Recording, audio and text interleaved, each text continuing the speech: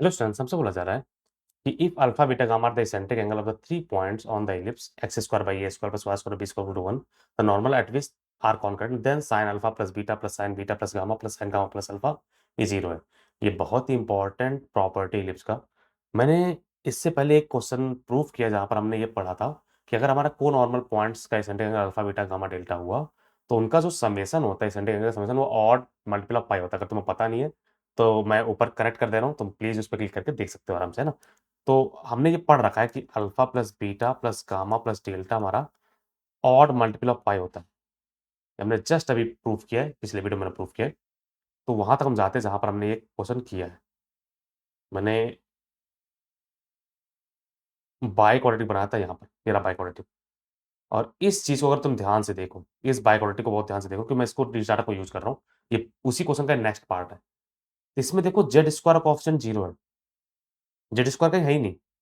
देख लो भाई, यहाँ पर जेड क्यूब है, जेड है। यहाँ पर हमारा जेड क्यूब है, फिर जेड है, जेड स्क्वायर है नहीं। यानी प्रोडक्ट ऑफ द रूट्स जो है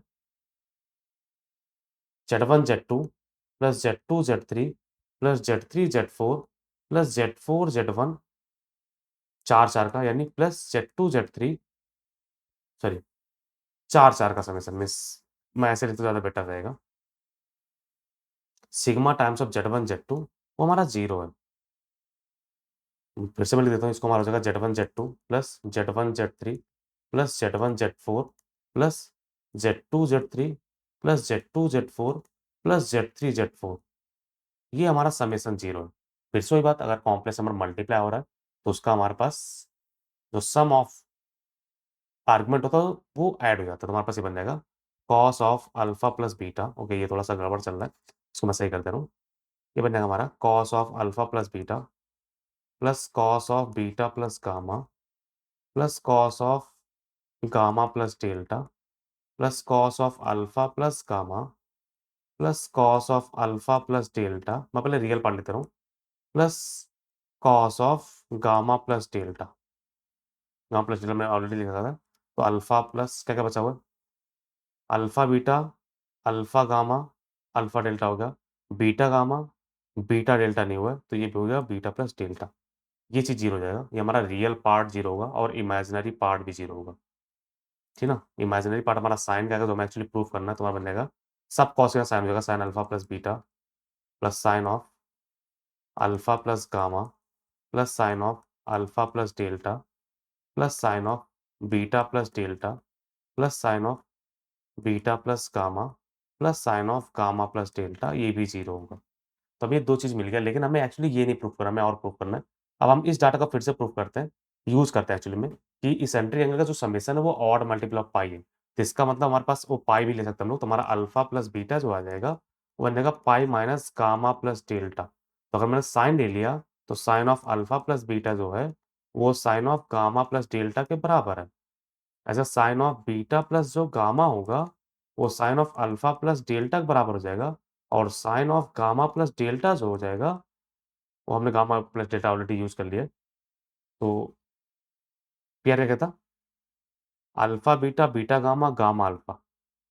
तो नेक्स्ट हमारा जो बन जाएगा sine of gamma plus alpha जो बन जाएगा, sine of gamma plus alpha जो बन जाएगा, वो बन जाएगा साइन ऑफ क्या? Beta plus delta. अब तुम इस चीज़ को ध्यान दो, हमारे पास सबका समेशन 0 है, तो अल्फ़ा, बीटा का जो वैल्यू है, वो गामा डेल्टा के बराबर है, तो दोनों सेम हो जाएँगे। बीटा गामा का जो वैल्यू है, बीटा गामा का बीटा ये बीटा डेल्टा है। बीटा डेल्टा जो है, वो गामा प्लस अल्फ़ा के बराबर है, गामा प्लस अल्फ़ा इसके बराबर है और अल्फ़ा डेल्टा का जो वैल्यू है, वो बीटा गामा के बराबर है। तो यानी हमारा 2 टाइम्स बन जाएगा 2 टाइम्स ऑफ समथिंग 0 तो वो 0 ही है। होप कर तुम समझे मैं क्या बोल रहा हूँ। इस क्वेश्चन को प्रूव करने के लिए मैंने पिछला क्वेश्चन का प्रूफ यूज़ किया है। जस्ट इससे पहले मैंने एक वीडियो अपलोड किया है, उसको जाकर देखो। मैं कनेक्ट कर भी रखा हूँ उसके आई चीज़ पे मैंने कनेक्ट कर रखा है। उसको देखना तो पहले प्रूव कर लेना कि हमारा जो इसेंट्रिक एंगल समेशन होता है वो ऑड पाई का मल्टीपल होता है। उसके बाद मैंने उसी इक्वेशन को यूज़ किया जो कॉम्प्लेक्स नंबर का मैंने बनाया था और वहाँ पर ध्यान दो तो जेड स्क्वायर का ऑप्शन 0 है। मैं फिर से दिखा देता हूँ, अगर तुम्हें मैं रिकॉल करा दे रहा हूँ। यहाँ पर देखो जेड स्क्वायर का ऑप्शन है ही नहीं। ये 2iz है। तो जेड स्क्वायर नहीं यानी कोएफ़िशिएंट ऑफ जेड स्क्वायर 0 है।